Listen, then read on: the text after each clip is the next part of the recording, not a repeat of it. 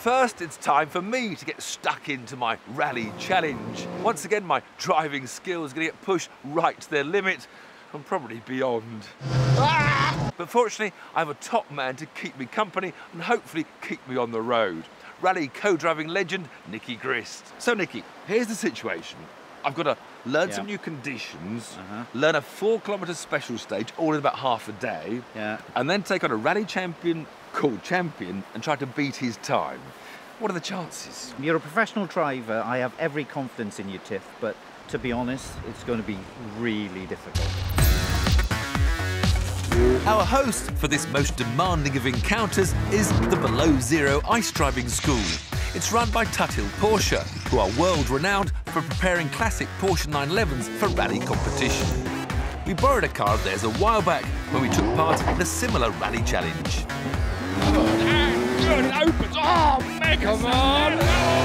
On that day, Team 5th Gear was up against British Rally Championship winner Mark Higgins, with Nicky alongside.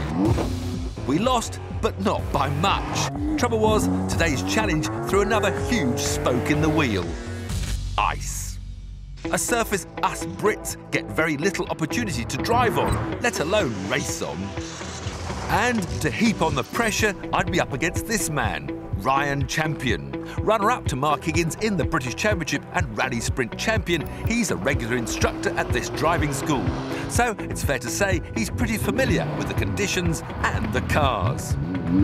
Clearly, I needed some practice, but there was no way I was going to venture straight out onto the rally stage where the challenge would take place.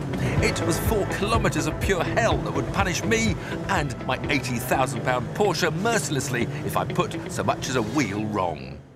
So instead, my training would take place where there was some room for a manoeuvre, the driving school's personal frozen lake.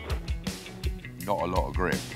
He's got to try and cope with a 250 horsepower Porsche rear-wheel drive on a surface that is going to be the worst of the worst. The big difficulty driving when there's so little grip is that the car will plunge from one extreme to the other, go from big understeer to big oversteer. And of course that balance between understeer and oversteer is exaggerated in a Porsche 911 because all the weight's at the back, therefore there's very little weight on the front to get the steering done. The Porsche was slewing round all over the place, and even with the most delicate brake and throttle inputs, I was finding it difficult just to keep the car on the course. Whoa, whoa, whoa. Ah! And the biggest cause of that problem were the studded tyres I'd been given. These so-called button-headed ones are designed to work on tarmac as well as snow. So while they offer more purchase on slippery surfaces than the usual all-rubber variety, there's a limit to the help they can give when you're attempting to drive flat out on sheet ice. Are these studs, what, these are used actually on the Monte Carlo, these sort of... Yes, this is a Monte Carlo stud historically. So why don't they have bigger studs then on the Monte? It's just a part of the regulations in France. You're only allowed a certain depth of stud. The concentration required is pretty frightening. Oh, no, no, no, no. Nevertheless, with my rally challenge just a few hours away, I had to press on. I've never rallied on ice.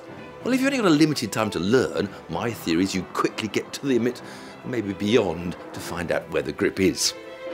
And I was about to find out just where that limit was. No, no, no, we're going to... Oh, no, no, no, no, no. No, no! See, when the confidence gets up... To have any chance of keeping up with Ryan, I needed more grip so that I could corner more confidently. And I think I found the answer. Going fast on snow and ice is all about the studs in your tyres. For the Monte Carlo rally, which is part tarmac, part snow and ice, all you're allowed are these button heads like I've been sliding around on. For the more snowy Swedish rally, you're now allowed 5mm studs on narrower tyres, so they cut through the loose surface and bite into the ice below. You can go more extreme and have 7mm studs on even narrower tyres, but they've got so much grip they've been banned from rallying. Sounds like they're the ones for me.